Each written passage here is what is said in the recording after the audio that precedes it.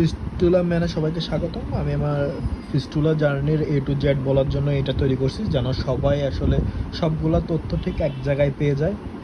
এই কারণে তো আমি যে ধারাবাহিকতা ছিলাম যে আমার ওই অপারেশন রিলেটেড, এখন অপারেশনের টাইমে, অর্থাৎ আমি যে মুহূর্তে ডিসিশন নিলাম যে এবার আমি অপারেশনে যাব, তখন থেকে আমি অ্যাকচুয়ালি কী করছি সেই জিনিসটার একটা সারমর্ম আমি এখন আপাতত তুলে ধরতেছি। তো আমি ইবনে সিনাতে গেলাম, ওইখানে একজন ডাক্তারের কাছে শরণাপন্ন হলাম। ওই ডাক্তারটা ছিল একজন জেনারেল সার্জন। তো জেনারেল সার্জন ছিল উনি, নাকি উনি এই মূলত তো আমাদের এই রোগগুলো হচ্ছে যে কলেক্টোরাল সার্জনের দ্বারা করা হয়। জেনারেল সার্জন উনিও নাকি কলেক্টোরাল সার্জারি করে। তো ওনার সাথে কথা বলুন, উনি খুব সুন্দর করে কথা বলে, উনি দেখলো, দেখার পরে উনি আমাদেরকে রিপোর্ট দিল যে তুমি এই টেস্টগুলো করো। আমাকে ইসিজি করতে দিল, আমাকে এক্স রে করতে দিল, আমাকে ব্লাড টেস্ট করতে দিল, আমাকে সিবিসি টেস্ট করতে দিল, আমাকে এমআরআই, ফিস্টুলোগ্রাম। আমাকে প্রথমে শুধু ফিস্টুলোগ্রামের কথা বলা হয়েছিল।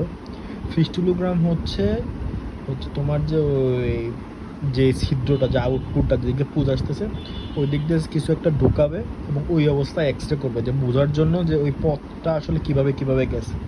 এবং এটা করা লাগে হচ্ছে ফিস্টুলা যেদিন ফাটে, অর্থাৎ ওটা তো মুখ সিল হয়ে যায়, যেদিন আবার ফাটে ওই দিন করা লাগে। তো আমার মাঝে একটু ভয় কাজ করতেছিল যে এখানে কি ঢুকাবে না ঢুকাবে। তো আমি ডিসিশন নিলাম যে আমি এমআরআই করব। তো এমআরআই করতে হলে এমআরআই নর্মাল ফি হচ্ছে ইবনে সিনাতে 9,000 টাকা, যেটার ডিসকাউন্ট ওরা 25% এবং ডাক্তার লিখে দিলে আরও 5% বাড়ায় দেয়। তো ওইখান থেকে আমরা এমআরআই করলাম। এমআরআই রিপোর্টটা আমার আসতে 3-4 দিন লেট হয়েছিল। ওখানে মাঝখানে কিছু সরকারি গ্যাপ করছিল না, সামথিং কিছু, ডাক্তার ছিল না। 4 দিন আমি ওইখানে বাসায় প্রতিদিন আমার ওই দিক দিয়ে পুশ করতে, তো ওখানে আমি টিস্যু দিয়ে রাখতাম এবং রেগুলার এই পুশ করতে আসে। আমি সাপোজ হাঁটু গেড়ে যদি বসতাম তাহলে ওখান থেকে হয়তো পুশ করতেছে, একদম ড্রপ বাই ড্রপ পুশ করতেছে, এরকম একটা অবস্থা চলে গেলো এবং গ্রিনিশ টাইপের পুশ। তো আমরা এমআরআই ফিস্টুলোগ্রামের রিপোর্ট পাইলাম। এমআরআই ফিস্টুলোগ্রামের রিপোর্ট পাওয়ার পরে দেখলাম যে আসলে ওই দুই পাশে একটা অ্যাবসেস, অর্থাৎ অ্যাবসেস মানে হচ্ছে দুই পাশে আসলে পুজের থলি, তার ডানেও বামেও, বাম দিক দিয়ে রিলিজ হচ্ছে, ডানেও একটা পুজের থলি আছে। তো এটা নাকি হচ্ছে এই জিনিসটাকে নাকি হর্স শু শেপ বলে, অর্থাৎ ঘোড়ার যে পায়ের ছাপটা আছে না, ওই শেপটার মতো নাকি, অর্থাৎ এই পাশে ওই পাশে। তো ওইটা নেওয়ার পরে আমরা এখন একটু চিন্তায় পড়ে গেলাম যে আসলে আমরা তো সার্জারিতে যাবো, তাহলে তো একটু ধরো কোন ডাক্তার দিয়ে করা যায় বাইরে সেটা, কারণ উনি হচ্ছে জেনারেল সার্জন। তো আমরা ভাবলাম যে আমরা একটা কোলেক্টোরাল স্পেশালিস্ট সার্জনের কাছে যাই। তো আমরা এরপরে কোলেক্টোরাল সার্জনকে দেখালাম। কোলেক্টোরাল সার্জন আমরা ঠিক 2 জনকে দেখালাম, এরপরে একজনের কাছে গেলাম।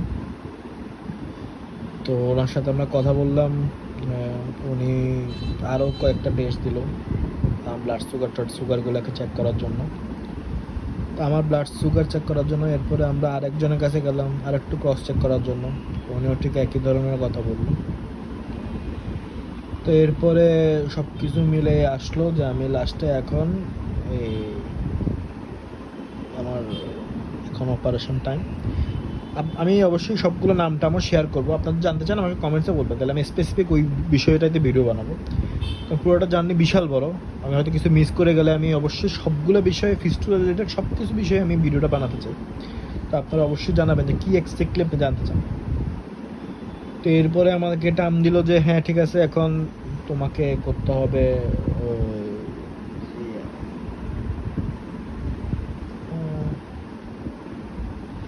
আচ্ছা, আমি এর পরের পর্বে বলতেছি কমপ্লিটলি।